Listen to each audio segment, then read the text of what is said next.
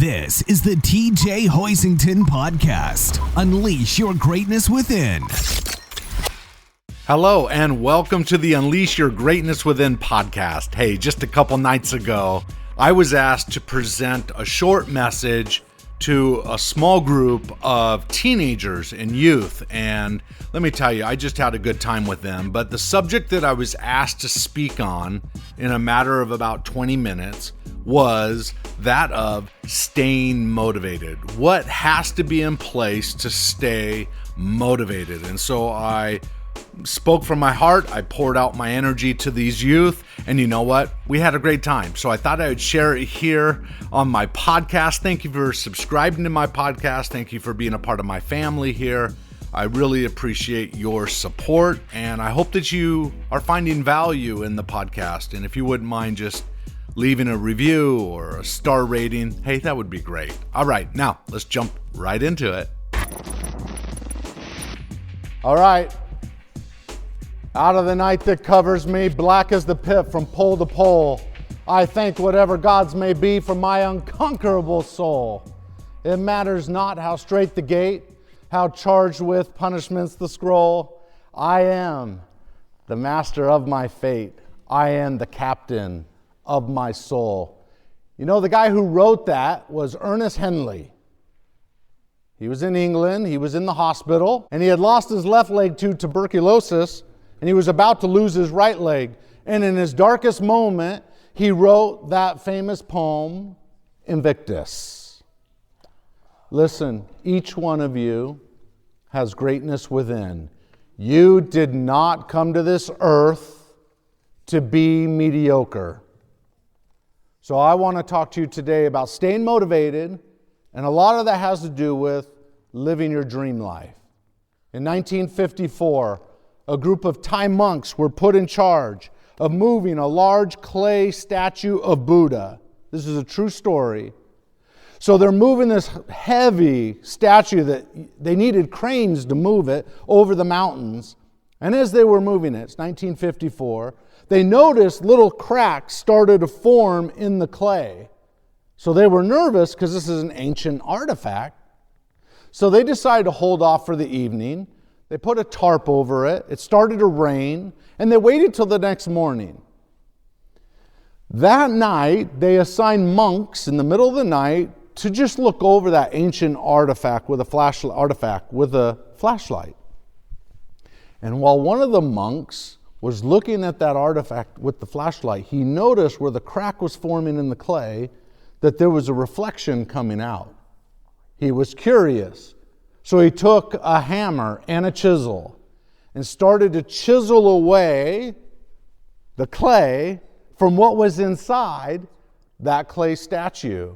And lo and behold, by the morning, they had discovered that underneath that clay was a solid gold statue of Buddha. That statue today rests in a monastery for the public to see in Thailand. You can go see it. You can see pictures of it. Unbelievable that until 1954, because you see, what the historians believe is that 400 years earlier, the Burmese army was coming over the mountains to kill those monks. And in an effort to disguise the true nature of that statue, they covered it with clay. But it took 400 years before they realized exactly what the nature was. I'm telling you, it doesn't take 400 years to come to the realization that you are special, that you have greatness within, that you don't have to prove yourself to anybody. Do you have to work hard? Yeah, you got to work hard if you want to get ahead, but you never have to prove your worth. Whether you do good or whether you do not so good at a grade or at a job or at sports or whatever, that is not a reflection of your true worth. Understand that you have greatness within. But we're here to talk about motivation. And I believe part of staying motivated throughout your life is discovering who you really are. Listen, the key to staying motivated, in part, is you have to find a sense of purpose in your life. Okay, I'll get back to that in a second. There's 3 forms of motivation. The first form of motivation is fear motivation. You can do something and you'll be motivated to do it if someone fears you into it, threatens you to do something, right? But that's temporary. There's a second kind of motivation, and that's incentive motivation. You get something out of it. It's a carrot and the stick. There's a good and a bad time for that, just like there is with fear. There's a good time for that and there's a bad time for that. But the best kind of motivation that you can align yourself with in your life is purpose motivation. What I mean by that is start thinking about at your age, what do you want your life to look like? I said in the opening, you were not born to be mediocre. You have greatness within. Listen, I was 15 years old when I figured out what I wanted to do with my life, which is to be a speaker and an author. And I've spent 25 years doing just that because I never, ever gave up. Inch by inch, everything is a cinch. Yard by yard, it's hard. It took me over a year and a half to write my thickest book, which is 416 pages. A year and a half. How does someone stay motivated day in and day out to write every day? I'll share that in a second, but I love this. Young man was out looking for a job one day. He was having a difficult time finding a job. Then he went onto the internet and he found that there was an opening at the local zoo. So he calls the local zoo, gets an interview, and it was really interesting because when he went to the local zoo and had the interview, they sat him down and they said, hey, listen, the zoo is basically out of money and our last gorilla has died. And so what we've decided to do, I know it sounds strange, but we've decided to make a gorilla suit out of the gorilla that died. And what we want you to do is put on this gorilla suit and run around like a gorilla, because that'll keep customers coming to the zoo, and eventually we'll have enough money that we'll be able to keep the zoo open. He thinks to himself, okay, this is the weirdest job interview I've ever had in my life. But he says, I need the money, so he took the job. He goes in the first morning, puts on the gorilla suit, zips it up, right? And at the appropriate time, he goes out and starts running around like a gorilla, right? He's out running around. And he realizes into the day that this is a really good job. I mean, think about it. I get to play when I want to play. I get to sleep when I want to sleep. And I get to eat when I want to eat. How many of you would like a job like that, huh? Yeah, right? Okay, so a lot of incentives there. So he's laying in bed the first night after his first day of work, and he's thinking about it. This is a really good job. I'd like to continue to have this job. And so he decides, I'm going to do the best job that a gorilla can do at the zoo. No one's going to be able to beat me at this. I'm going to be the best gorilla you've ever seen. So he goes in the next day, and he gets on the trapeze, and he starts to swing. That's the ropes, right? He starts to swing, and he's swinging as high as he can. And now there's not only just 5 people looking at the gorilla area, there's like the word spread, and there's like 100 people looking at the gorilla area because he is swinging so high. I mean, this gorilla is swinging so high. All of a sudden, the rope broke, and he landed in the lion's den. He didn't realize where he was, so he stood up, he brushed himself off, he looked around, noticed that he was in the lion's den, started to run with his hands in the air. Help, help, somebody come save me. Finally, the lion got close enough to him, and the lion said, be quiet, or we're all gonna get fired in here. Oh my gosh. All right, what are the 3 forms of motivation? Fear that caused him to run. What got him the job in the first place? Incentive. But really what's going to make a difference in your life is when you find meaning in what you do and you design your life around that meaning. The best advice, if you were in my home and you were one of my children and I was talking to you about one of the best pieces of advice I could give you, it would be figure out what you want to do in life equip yourself to qualify for that job, and then go to work at it. So how do you stay motivated? What are the rules of motivation? Here's how you stay motivated. Action. Here's a false belief. Most people think this. They think, once I feel motivated, then I will take action. That's a false belief. Here's the true belief based on research. If you will take action, then it's the golden rule. Then the feelings of motivation will come. You say, well, I'll wait to do that once I feel confident. No.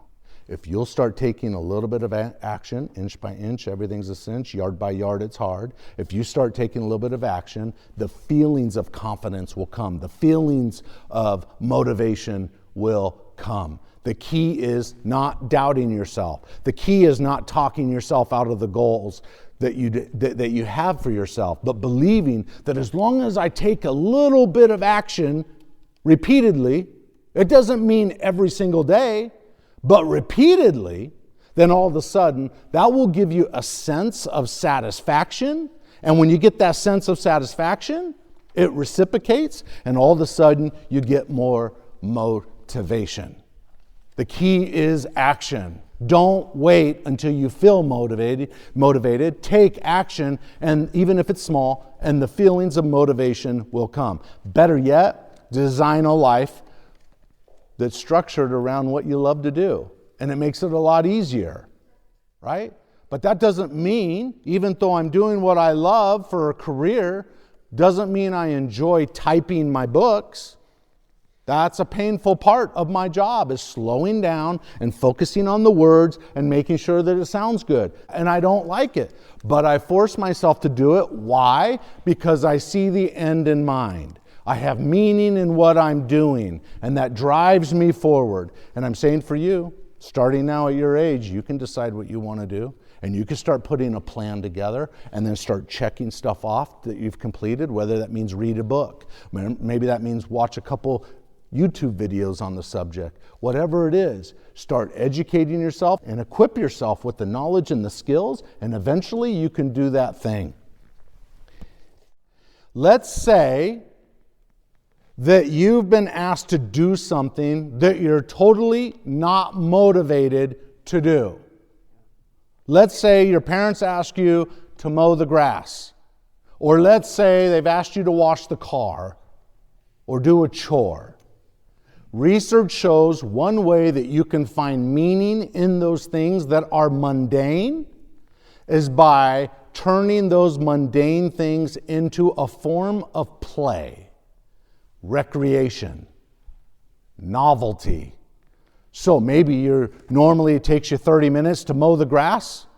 Maybe it's a personal challenge for you, a sense of progress, to say, I'm going to try to do it in 28 minutes. Or maybe you run cross country and you have a certain time that you normally get. It becomes meaningful when you start saying, okay, I'm going to try to beat that time right there and move a little bit faster, right? And work toward it. That is critical. So when you have to do something you really don't like to do, I hope that none of you spend a lifetime doing things you don't like to do. But even if you do, find meaning in it. Meaning is the key to motivation. When you have meaning and you're willing to get yourself to take action instead of procrastinate, so here's something you can imagine.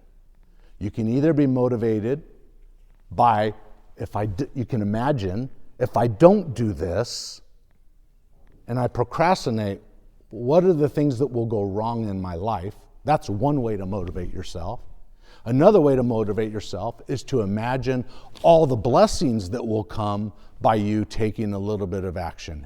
Now, for the law of the harvest. Has anybody heard the law of the harvest? I'll end with this. The law of the harvest has been around for a lot of years. The law of the harvest says this. Number one, there are 3 laws. Law number 1 is you reap what you sow. You reap what you sow. What does that mean? Based on the energy you put out, you're going to get blessings that harmonize with that energy. And I'll even go one step further. The thoughts you put out, you will attract accordingly. You will find opportunities accordingly, whether they're positive or negative. Okay? Law number 2 is increased returns. What does increased returns mean? Increased returns in the law of nature means this. I can take a tiny little seed, I can put it in the ground, I can nourish it, sun, rain, nourish it, and that tiny seed will grow into a 160-foot fir tree up here in the Northwest. That's increased returns. From a tiny little seed, you get a huge tree. The law of nature is that if you'll put the energy out, you reap what you sow, you get more in return. For every action you put out, you get more in return. Every goodness you put out, you get more in return. But here's the tough one for every generation, and it's law number 3, and that is delayed gratification. You can't cram the harvest. You can't say on Friday, oh yeah, I remember I'm supposed to have a bunch of corn raised and cropped or whatever they call it, and Monday they're going to come pick it up. It's not going to happen. The laws of nature won't allow that to happen. So here's the thing.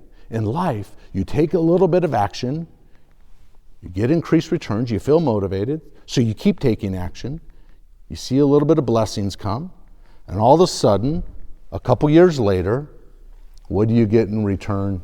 Whatever that dream is, whatever that goal is, whatever it is that you hope to do. The key to motivation is take action first, and the feelings of motivation will come. The tough part now is just staying focused and resilient long enough that you can see the fruition of your goals. So you can't give up after 1 or 2 tries. It's a little bit over and over and over and over, and eventually you'll find the success that you're seeking. So, what did you think? Right? The key to motivation is not waiting around until you feel motivated. It's taking action even when it feels like you're stepping out of your comfort zone, or you don't know how things are going to work out, and so you're a little bit fearful of maybe the unknown or something. I'm telling you, the way to stay motivated is to align yourself with something that is meaningful and purposeful in your life. Or if you're doing something that naturally is not meaningful to you, figure out a way to make it meaningful, and then turn around and actually start taking action, whether it's small or large steps, okay? Consistent small steps will create a processionary effect that will compound over time based on the law of the harvest if you are consistent. And the beautiful thing is, once you do take action, you get a little bit of feedback. It gives you motivation to try again or to continue going forward. Sometimes when you don't get the result that you want, it can teach you a better way to do it, as long as you have a flexible mindset to continue being curious and trying a new way and not giving up. That's the key, right? What most people do, or what some people do, maybe not most, but some people do, is they fail once or twice and they finally say it's not worth it, or I don't have the skills, I don't have the ability, I don't have the education, I don't have this. And so they just stop. And I'm telling you, you don't have to be the smartest person in the world to make dreams come true. You just got to be willing to put in the effort and continually grow, continually work on yourself, develop yourself. You know, Socrates taught many years ago that the more you learn, the more you realize you don't know much anyway. And, you know, learning keeps us humble and it keeps us growing. And when you're green, you're growing. When you're ripe, you rot. That's what Ray Kroc said, the founder of McDonald's, many years ago. When you're green, you're growing. When you're ripe, you rot. So never stop growing. That is the nature of humans, is to grow, is to have a sense of progress. And the only way you can have progress is taking little steps and over time achieving goals or values that are important to you. So just get after it and get started. And you don't need to ask anyone for permission to be successful. Just go do it and let your actions speak louder than your words. All right. I wish you the best. I hope you found this podcast to be useful. Do me a favor, give me a star rating, just give me a thumbs up or something. I would really appreciate it on the app that you're listening to this on. I'd really appreciate it. All right, now go out there and unleash your greatness within.